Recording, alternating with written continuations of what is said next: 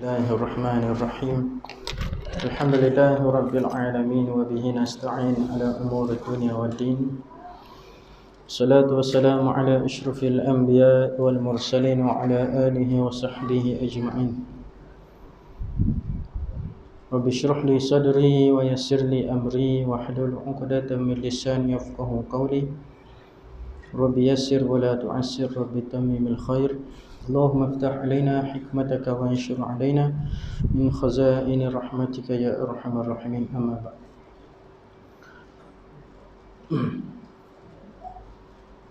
InsyaAllah pada malam yang mulia ini kita membicarakan berkaitan dengan rahsia-rahsia di dalam berpuasa. Qala musannifu rahimahullahu ta'ala, dan lagi firman Allah Subhanahu wa ta'ala di dalam hadis kursi, kullu hasanatin bi asyri amthaliha ila 700 dhi'fin illa siyam fa innahu li wa ana ajzi bih, muttafaqun alaih.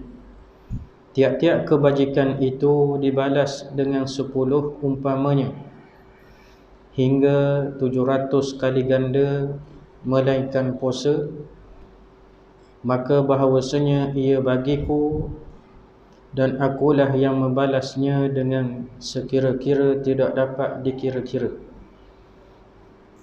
Hadis ini disebut hadis kursi yang Allah Ta'ala bagi kepada Nabi SAW secara direct, tanpa ada perantaraan Jibril, yang mana Allah Ta'ala sebut pada Nabi tiap-tiap kebajikan yang dilakukan oleh seseorang itu dibalas dengan 10 pahala. 10 pahala.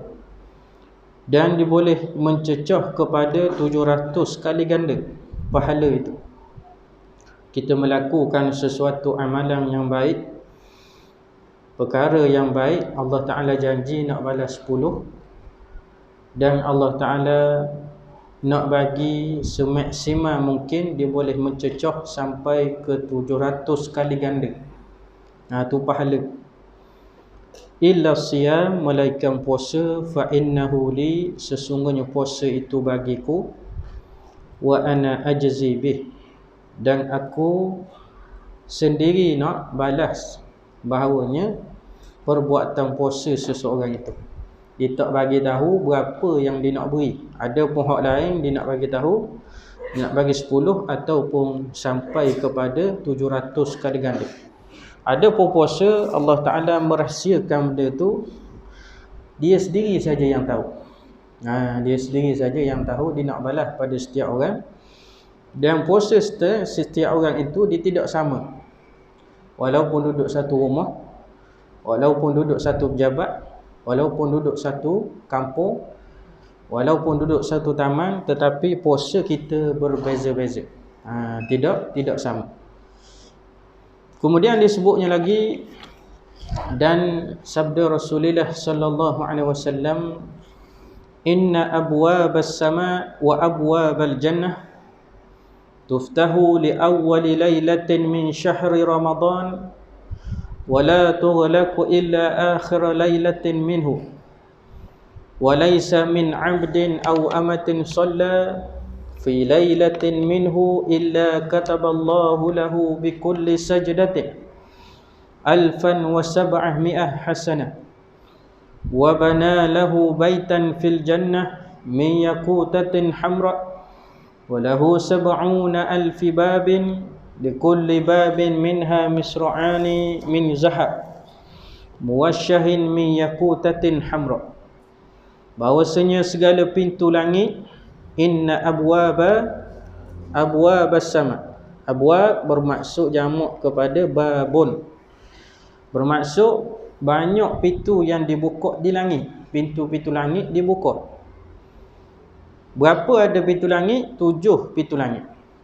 Nabi naik Mi'raj, Nabi dibuka pintu-pintu langit itu oleh malaikat. Malaikat yang menjaga langit, setiap langit itu Allah Ta'ala cipta sebelum dijadikan bumi. Disebut dalam satu kitab, Allah Ta'ala jadikan yang pertama antaranya malaikat sebelum dijadikan bumi. Maka di antara disebutnya lagi wa abwabal jannah, dan pintu-pintu syurga dibuka.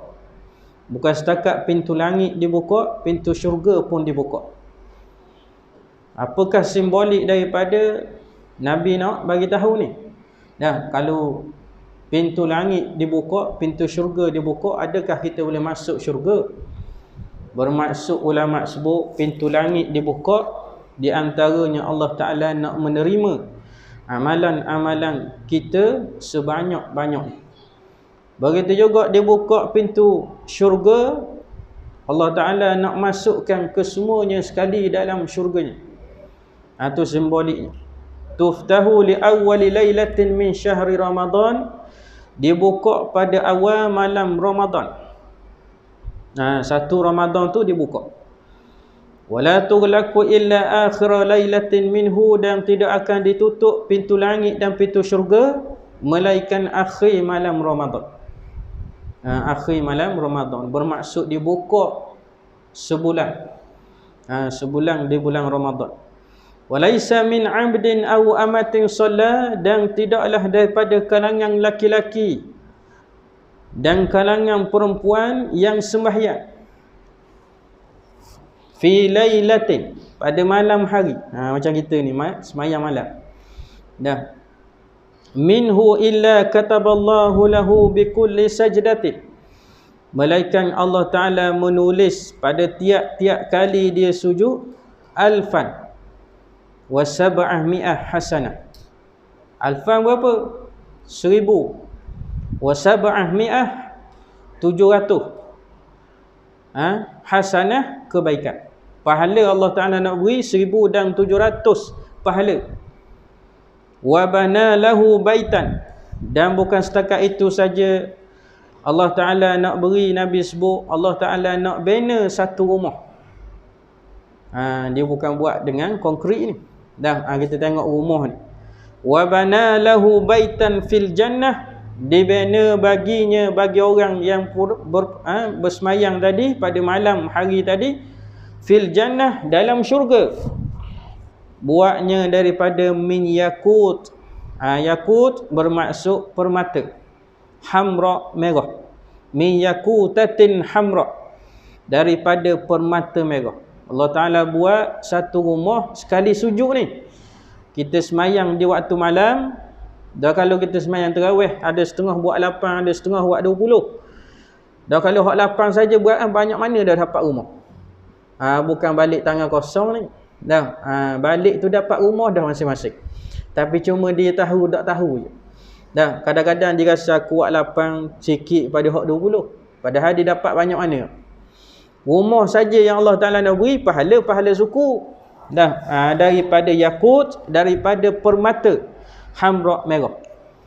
Bukan buat daripada kayu cengar, bukan buat daripada kayu selimba, bukan buat daripada kayu lain. Bahkan dia buat daripada yakut. Yakut ni permata. Kita tengok bersama mana Allah Ta'ala beri rumah ni. Walahu sab'una alfi babin. Walahu sab'una alfi babin. Berapa tu? Pintu saja ni 7,000 pintu. Rumah yang Allah Ta'ala nak beri sekali sujud ni 7,000 pintu. Bukan main-main ni Allah Ta'ala nak beri ni. Dia bercakap tak pelawak. Dah. Maka yang pelawaknya manusia. Dah, Allah Ta'ala dia tidak pelawak. Allah Ta'ala kata jikalau Nabi sebut Allah Ta'ala nak beri begiang, dia nak beri sungguh. Bukan dia main-main ni. Dah, barang siapa yang sekali sujud, dia nak beri rumah, bukan setakat pahala yang saya sebut tadi 1700 kali ganda, bahkan dia nak bina satu rumah daripada yakut. Walahu sab'una alfi babin. Pintu saja ada 7,000 pintu. Bayang. Dah, rumah Datuk Ida dak siapa 7,000. Dah, pintu saja. Siapa dak? Kita bilang rumah tu, siapa dak 7,000 pintu? Rumah besar tu dak siapa. Bermaksud besar lagi ni Allah Ta'ala nak beri. Buat daripada apa pula pintu ni? Minha misra'ani, min zahab. Yang mana pintu itu ada 2 daun ni. Ni 2 daun ni. Dia buka. Nampak tak? 2 daun. Ni setahun, ni 2 daun. Kalau buat gini bye-bye. Dah, ni 2 daun ni. Dia buka ni. Maka minha misru'ani min zahab, pintu tu buat daripada emas. Bukan buat daripada batu-bata ni. Kau buat daripada kaca. Dia buat daripada emas. Satu pintu tu kalau jual, berapa dah kita dapat? Kalau satu pintu tu Allah Ta'ala buat jatuh atas muka bumi, ni bagianmu. Hak mu sujud sehari. Sekali sujud. Ni ambil. Kalau Allah Ta'ala buat jatuh je satu pintu ni, sebahagian satu daun tadi. Kalau kita jual, banyak mana dah boleh? Jutawan dah kita dapat. Dah. Maka disebutnya lagi muwasyahin min yakutatin hamra, yang dipermatakan daripada permata merah. Pintu tu pula diletak mata merah. Dah. Maka nak menyebutnya Allah Ta'ala nak beri saja ni. Bulan Ramadan, barang siapa yang tidak beramal, rugilah dia. Dah, rugi, terlalu rugi. Letih lagu mana pun, ulama sebut 2 ni jangan tinggal. Kalau malam lah. Yang pertama, solat isyak berjemaah. Ni habis letih ni, balik kerja letih. Dah, pukul 7.30 contoh, letih. Malam ni malas terawih rasa. Isyak jangan tinggal berjemaah. Ni ulama sebut.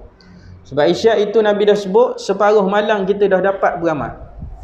Yang satu lagi, subuh berjemaah jangan tinggal. Kalau hak lain pun kita tak boleh nak buat. Tahajud tak boleh nak buat. Sahur tak boleh nak buat. Tarawih tak boleh nak buat.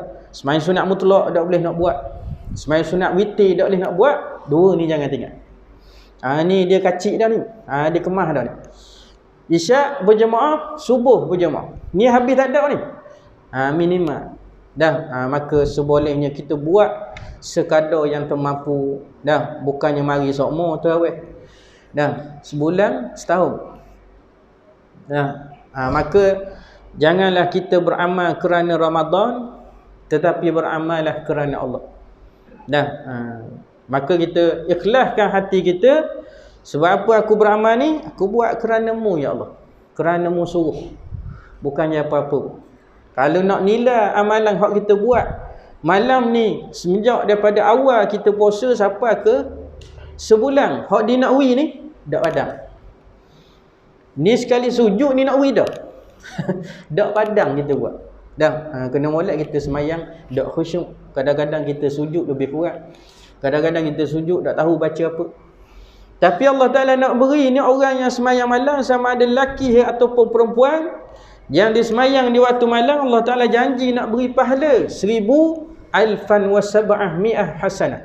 1,700 kali ganda. Bukan setakat itu saja dia nak bina rumah di dalam syurga ni. Bukan di pinggir syurga ataupun di luar syurga. Bahkan memang di dalam syurga Allah. Dan rumah itu pula buat daripada permata. Besarnya kita boleh tengok di sini 7,000 pintu ada. Rumah tu saja. Setiap pintu tu pula Allah Ta'ala buat daripada emas.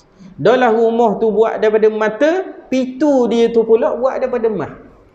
Kita nak boleh emas hari ni pun sultah merah mata tok lelaki kerja.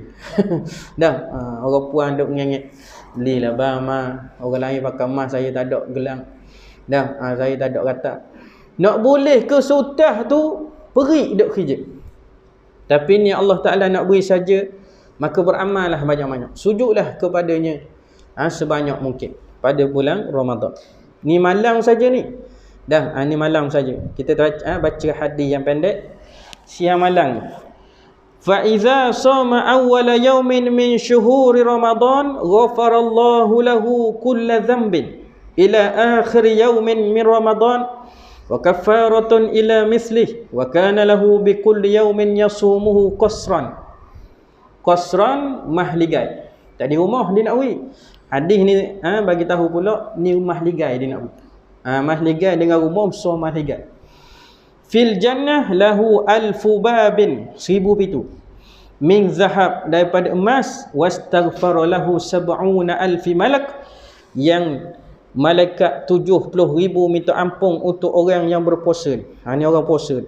Min ghadwatin ila an tatawara bil hijabi wa kana lahu bi kulli sajdatin sajadaha min lailin aw nahar. Sama ada dia beramal siang ataupun malam. Ni kita baca kan. Syajaratun min fil jannah yasiru raqib fi zillaha mi'ata sanah thumma la yaqta'ha. Dan apabila puasa seseorang pada permulaan hari daripada bulan Ramadan, hari pertama memang letih sikit lah. Dah, lebih-lebih lagi orang tak biasa puasa. Jadi melepa dah. Nak akak air tak rok. Nak akak air tak rok. Duduk gitu lah, tidur. Dah, hari pertama, hari kedua boleh tahan sikit. Hari kedua boleh tahan sikit. Dah, boleh lagi jalan-jalan. Hari pertama kau orang ajak jalan tak mau, duduk dalam rumah selepas dah, tak semayang-semayang di rumah. Maka permulaan Ramadan dia puasa, Allah Ta'ala ampun dosa dia. Ni dosa apa ni? Ni dosa kecil dia. Ada pun dosa besar dia kena minta maaf kepada Allah, minta ampun kepada Allah dengan sembahyang sunat taubat, menyesal di atas segala perbuatannya, berazam tidak melakukan lagi, bercita-cita tidak akan melakukan lagi dan sebagainya. Dia ada syarat dia. Tak boleh kita kata ni ampun ni habis lah, dosa besar aku pun aku berzina, minum arak, duk kata kat orang, fitnah orang, habislah ke? Dah, dia dah habis. Biar lagi dengan orang. Dah, hak orang ni kita kena pergi direct dengan Tuhan. Hamba minta maaf we hamba dah kata ke dia. Hamba minta maaf dia, hamba ada fitnah dia. Kena minta maaf dengan Tuhan. Selagi Tuhan dak maaf, selagi itulah mu duduk situ. Dah, dak ke mana? Mu sujudlah sampai lekak dari dahi pun. Dah. Kemudian yang mana akan dosanya hingga hari akhir daripada bulan Ramadan. Dan disebutnya lagi bagi tiap-tiap sehari yang dipuasakan itu satu mahligai qasran. Satu mahligai satu hari dia puasa. Dia puasa sehari tu je ke? 30 hari dia puasa. Banyak mana mahligai dia dapat? 30 mahligai dia dapat. Bayang. Tu sebab dia tak tahu. Dah. Kalau dia tahu besarnya pahala, kalau ada tiap-tiap hari Ramadan dia akan minta kepada Allah, ulama sebut tiap-tiap bulan nak Ramadan.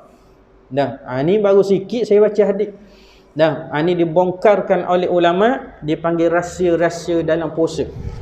Sebab setiap suatu benda ibadah, kalau kita nak tahu apakah manfaat yang cukup besar, dia duduk pada rahsia dia. Macam kita semayang juga. Dah, kita berzikir begitu juga. Kita baca Quran begitu juga. Kita semayang ni rahsia dia duduk mana? Pada khusyuk tadi. Tu rahsia duduk situ. Sebab tu dia sebut qad aflahal mu'minun allazina hum fi salatihim khashi'un. Maka berjayalah orang-orang yang mukmin yang sembahyang dia khusyuk. Dan kalau dia sembahyang tak khusyuk ustaz, rahsia tu dia tak dapat. Sebab tu berapa ramai orang yang sembahyang tapi buat juga jahat. Berapa ramai orang yang sembahyang tapi buat juga dosa. Rahsia tu dia tak dapat. Begitu juga berzikir tadi. Kat mana berzikir tadi dapat rahsia? Pada roh tadi. Dia jejak di atas kolbu tadi. Kalau zikir semata-mata zikir syariat, dia tidak jejak pada kolbu, dia dapat pahala. Tetapi manfaat zikir rahsia itu dia tidak dapat. Dah, sebab setiap perkara Allah Ta'ala buat ada rahsia dia. Allah Ta'ala tidak buat saya saja. Dah, begitu juga siang apa rahsia dia, malam apa rahsia dia, itu semua dikaji oleh ulama. Ni salah satu yang dibedah siasat oleh ulama. Yang saya ambil kitab ni karangan Syekh Abdul Samad Falambani, orang Palembang. Dalam kitab Sirrus Salikin boleh rujuk 300, muka surat 315 jilid yang pertama. Boleh tengok. Dah, sebab tadi lepas orang tanya, ustaz baca kitab mana? Hari ni saya buat kertas. Photostat senang-senang. Dah kitab besar tu. Dah, nak ceramahnya sekejap. Kemudian disebutnya lagi, dan tiap-tiap sehari yang dipuasakan itu satu mahligai di dalam syurga, baginya 1000 pintu daripada emas. Ni Allah Ta'ala nak beri saja ni. Sehari dia puasa, Allah Ta'ala janji nak bagi mahligai. Dan Allah Ta'ala bagi mahligai itu, pintu dia saja ada 1000 pintu. pun daripada emas, bukan daripada perak, bukan daripada tuasa, bukan daripada besi, bukan, buat daripada emas. Kalau kita fikir habis-habis, kalau seorang tu puasa dalam sebulan, dia beri, Allah Ta'ala beri pada orang tu 30 malaikat. Dan kalau sejuta manusia puasa, bayang banyak mana harta dia. Nah, harta Allah Ta'ala, khazanah dia yang berada di dalam kegamang dia, di dalam kekuasaan dia terlalu banyak, dia boleh beri begitu orang. Dan Allah Ta'ala janji dia buat sungguh, dia beri sungguh. Dia tak janji kosong. Dia beri sungguh ni. Maka nak bagi tahu, kalau sejuta manusia yang beriman dan muslim kepada Allah yang berpuasa 30 hari, bayang kayanya Allah Ta'ala. Sebab tu kaya manusia tidak ke mana. Tetapi Allah Ta'ala ni dia kaya sungguh. Bahkan kekayaannya, jikalau diberikan ke semuanya kaya, hak dia tak luar. Tu pelik. Hak dia tu tak luar. Kita kalau air tadi pas atas ni saya minum habis. Luar lah ni. Tapi harta Allah Ta'ala ni dia beri orang ni kaya, beri orang ni hak dia tu tak luar. Tu pelik. Sipir lagu mana kita nak fikir? Kita kalau fikir sipir 5 tolak 2 dapat 3 dah lah. Dah tolak dah 2. Maka dah akan jadi 5 dah. Ni jadi 5 balik ni. Tu pelik. Kemudian di antara disebutnya lagi, wastaghfara lahu 70,000 malak, dan meminta ampun baginya kepada Allah 70,000 malaikat. Bayang malaikat nak minta ampun untuk kita. Kita yang puasa, dia tolong minta ampun. Dah kena mengena apa kita dengan dia? Ke sepupu. Kita dah kena mengena dengan dia. Dah apa Allah Ta'ala sampai suruh malaikat tu minta ampun untuk diri kita? Besarnya, mulianya orang yang puasa. Walaupun kita tengok puasa makan minum je, besar dah, situ besar dah. Bila lagi dia puasa daripada maksiat, puasa daripada hati dia benda lara, tu lebih lagi. Ada juga orang puasa makan minum, dia perhabis pahala dia di bazar Ramadan. Perhabis dengan cara mana ni? Orang lakinya dia tengok aurat orang puan. Nak orang puan tu pula jualnya habis macam-macam jual. Ngebadang-badang jual. Bukan kuih saja jual. Dah pakai ketat. Dengan seluar lagi. Kita hak beli ni tak tengok, nak tengok juga. Duduk depan mata. Bila tertengok tadi, sekali pandang dimaafkan. Tapi kalau 2 kali pandang, dosa dah. Takkanlah orang tengok sekali ustaz, orang pandang juga kali kedua. Benda seronok di mata ni. Maka bulan puasa, syaitan dah tak ada. Nabi sebut dalam hadis, dibuka pintu syurga, ditutup pintu neraka. Dan syaitan-syaitan wasufidati syayatin, dan ditutup, dan dirantai akan syaitan-syaitan. Saya nak tanya ni, di kabur syaitan, iblis mana iblis? Iblis tu mana? Tu bapak pahala liang sekali. Syaitan ni betul dah diikat. Iblis tu ke mana dia? Dia tidak diikat. Sebab tu dia boleh mengarahkan lagi dan melakukan perkara-perkara kejahatan pada diri kita. Sebab tu Nabi sebut syaitan saja diikat. Nafsu kita diikat tak? Kalau kita betul-betul puasa, nafsu baru diikat. Tu dia tak sebut lagi jin koring, jin kafir.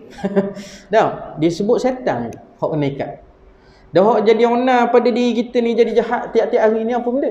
Koring antara nafsu kita sendiri. Jin kafir. Ni yang orang onar ni banyak. Kadang-kadang kita tengok orang puan kita jadi panas, nak marah aja. nak puasa. Dia duduk cocoh dalam hati kita, nak suruh bala. Begitulah duduk berjirang, balah dengan jirang, duduk dengan pejabat, balah dengan orang pejabat. Dia jadi begitu.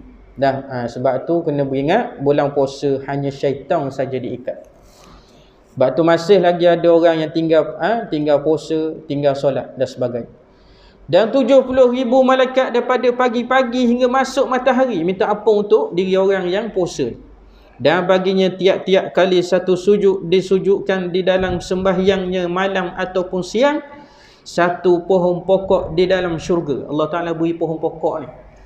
Hak tadi hadis lain, tadi dia nak beri rumah. Hak ni dia nak beri pohon pokok.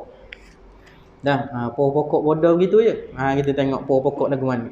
Di dalam syurga, sekira-kira berjalan orang yang berkenderaan di dalam naungannya itu 100 tahun. Pokok ni, kalau orang naik kenderaan duduk bawah naungan dia ni, dia berjalan dengan kenderaan dia ni 100 tahun. Bayang besar mana. Dah. Kalau dia naik kuda 100 tahun ni, naik kuda. Kalau dia naik unta 100 tahun ni, dia naik unta. Dah, bukan dia berjalan kaki. Bermaksud besarnya pohon pokok yang Allah Ta'ala nak beri kepada orang yang sujud, sama ada siang ataupun malam. Kadang-kadang siang ni kita semayang duha, semayang isyraq, semayang zuhur, semayang asar dan sebagainya. Begitulah malam lebih banyak lagi kita buat. Dah, dengan tarawihnya, dengan Quran, dengan tahajudnya dan sebagainya. Wallahu ta'ala alam. Saya rasa jadi situ dulu. Yang baik datang daripada Allah Subhanahu wa ta'ala, yang buruk dan muhtu datang daripada diri saya sendiri.